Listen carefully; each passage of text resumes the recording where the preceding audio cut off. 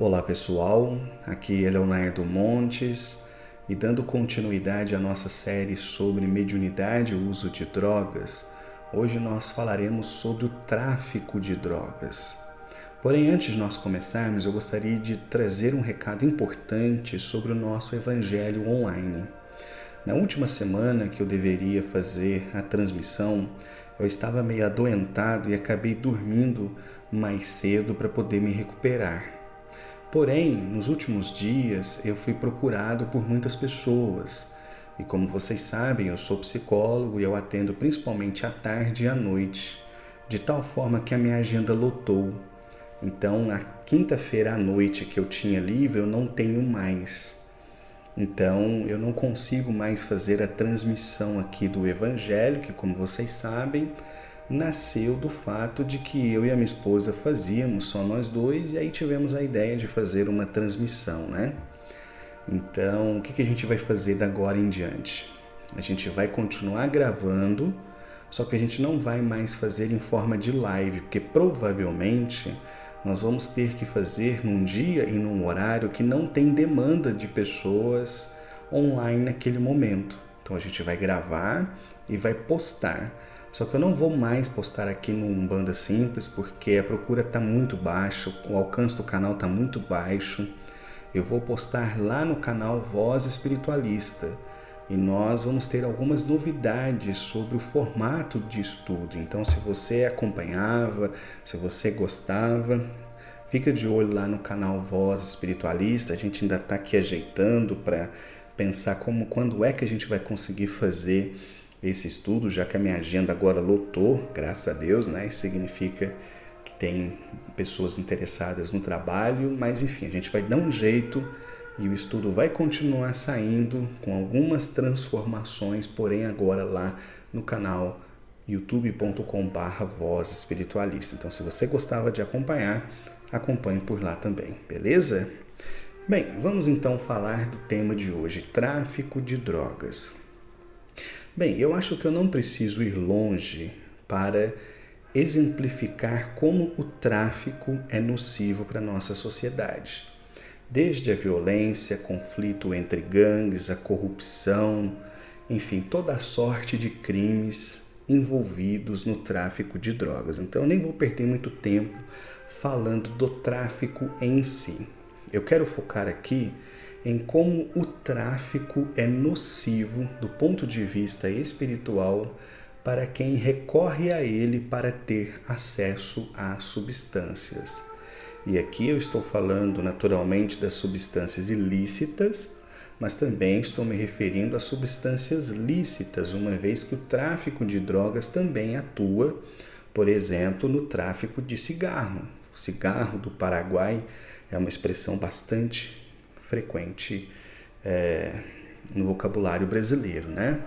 E eu vou pegar como exemplo a questão da maconha, mas tudo que eu falar sobre ela pode ser aplicada para qualquer outra substância. Eu vou apenas focar nela porque eu acho que é um mercado muito forte lá no Paraguai. Então vamos entender como é que isso tudo começa? Bem, desde o finalzinho do século XIX, com a questão da Guerra do Paraguai e a população paraguaia sendo massacrada por esse conflito, o país procura se reerguer com enormes dificuldades. Nós sabemos que boa parte da droga que chega no Brasil vem do Paraguai, cujas autoridades fazem meio que vista grossa para essa produção que, querendo ou não, concordando ou não, ela movimenta uma boa parte da economia do país. Muitos produtores rurais acabam cedendo as suas fazendas para o plantio de maconha porque eles é mais rentável. E muitas pessoas pobres que não têm emprego vão acabar trabalhando nessas fazendas como uma forma de gerar uma renda, né, para suas famílias. Como eu disse, querendo ou não, aprovando ou não, esta é a realidade. Porém, como se trata de uma atividade ilegal, nós podemos começar pensando que a produção dessa droga ela não obedece a padrões de qualidade. É muito comum que nessas fazendas haja uma produção deficiente, uma colheita deficiente e um armazenamento deficiente.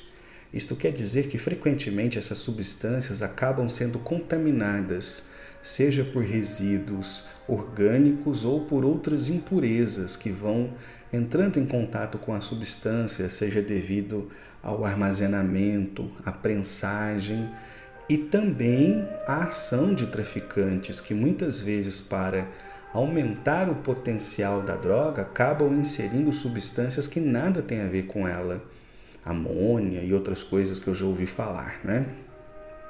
Então, esse é um primeiro dado importante, né? A maconha que se compra, e repito, estou focando na maconha para a gente ter uma linha de raciocínio, mas isso serve para qualquer outra substância cujo acesso venha pelo tráfico.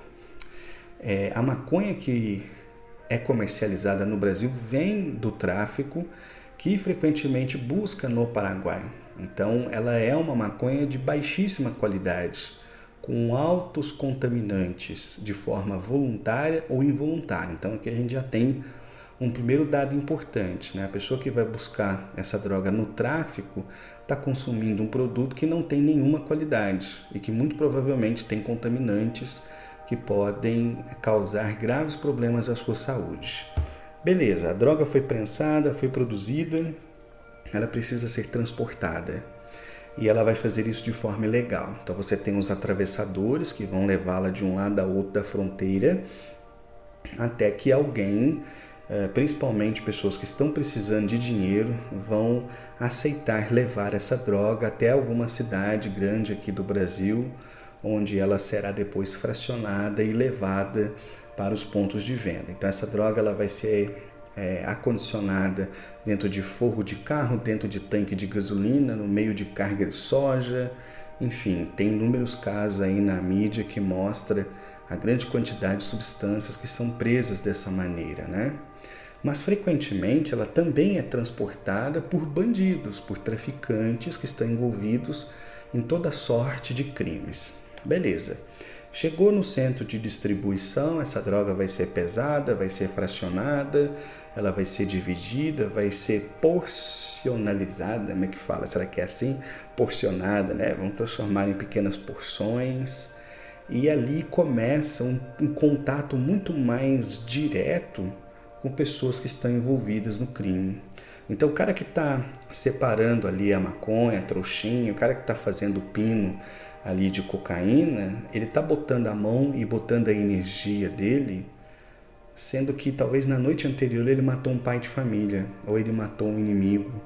Então a gente imagina que tipo de energia que está com essas pessoas. E a gente tem que pensar também que o local destinado a essas atividades criminosas também não deve ser flor que se cheira.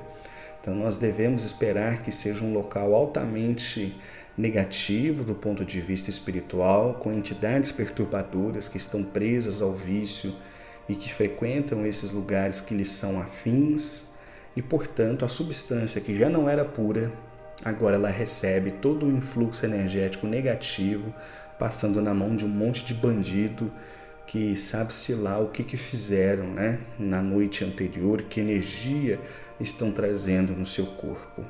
Beleza, depois elas vão ser todas fracionadas e vão ser encaminhadas até as bocas de fumo, que são locais propensos ao vício e que, portanto, vão ter uma energia pior ainda, até que chega o consumidor final, que vai lá e compra essa droga da mão de um cara que, como eu disse, na noite anterior pode ter matado um policial, pode ter matado um rival, pode ter dado um tiro que acertou uma criança, enfim, tudo que tem a ver com a bandidagem, né? Então, quando o indivíduo vai lá e compra uma trouxinha de maconha, ele está trazendo, além de uma substância que não tem nada de pureza, que está frequentemente contaminada e que está absolutamente recheada de uma energia negativa vindo da morte, da tragédia que acompanha todo mundo que mexe com o tráfico. Quando ele chega em casa, então, e ele enrola o baseado dele, ainda que ele queira fazer isso de uma forma respeitosa, e acreditem, tem gente que faz. Quando ele acender aquilo, ele está botando para dentro tudo isso que eu comentei até aqui, inclusive essas energias nocivas, que ao entrar em contato com seu campo áurico vão lhe perturbar a atmosfera psíquica de uma forma inacreditável, bagunçando, desalinhando os seus chakras, fazendo com que haja perturbações mentais e espirituais muito profundas, turvando, por assim dizer, a energia do indivíduo. E eu já vi muita gente que, quando me escuta falar sobre isso, diz assim: não, se você leva para sua casa e aí você faz um Pai Nosso com fé, que você então já limpou da energia do tráfico. Eu falo: não, não é assim que funciona. Quem entende de energia e de limpeza espiritual sabe que é muito difícil fazer uma limpeza realmente. Não é você chegar lá e fazer uma oração e pronto, a energia foi embora. Às vezes você vai precisar de dias de oração para que aquela energia se dissipe. Então não é um processo tão simples. Então aqui a gente chega a uma conclusão importante. Como o tráfico é o grande fornecedor dessas substâncias para a sociedade, para além da substância em si, nós temos que considerar os contaminantes que estão no meio dela e também temos que considerar a energia do tráfico. E eu não acredito que alguém possa ter uma experiência santa adquirindo uma erva na mão de um cara que na noite anterior matou um pai de família e que alguém acredite que basta um Pai Nosso para limpar essa energia.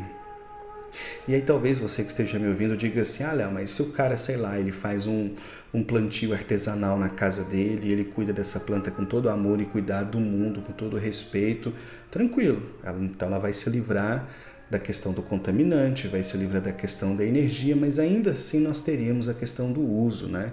Então você faz uso dessa substância para quê? Com que intenção? Em qual quantidade? E aí a gente esbarraria de novo na questão do vício. Mas como aqui o objetivo é falar sobre o tráfico, então vamos focar nisso. Eu realmente não acredito ser possível um indivíduo buscar uma substância no tráfico e sair dela ileso, né? Então, repito, a gente podia estar dando exemplo aqui da cocaína, podia estar dando exemplo do crack, podia dar exemplo de uísques, que o tráfico também trafica uísques, cigarro, enfim, qualquer dessas substâncias que vêm do tráfico, além de não serem seguras do ponto de vista da substância em si, carregam um monte de energia conturbada pelos espíritos e pelos bandidos que passam a mão nessa substância e que qualquer pessoa que fizer uso delas estará colocando dentro de si uma energia perturbadora que vai desalinhar os seus chakras, vai turvar o seu campo áurico e vai predispô-lo a ter uma série de crises de ansiedade, depressivas, existenciais, talvez obsessivas. Então, esse é um ponto importante. O tráfico, como o principal fornecedor de drogas para a sociedade, fornece um material de baixa qualidade e que ainda assim está completamente poluído com energias nocivas que não fariam bem de forma alguma a quem delas se utilizar. Então, é isso, pessoal. A gente para por aqui e logo mais vamos encaminhando para o final dessa série de reflexões. Um abraço e até lá.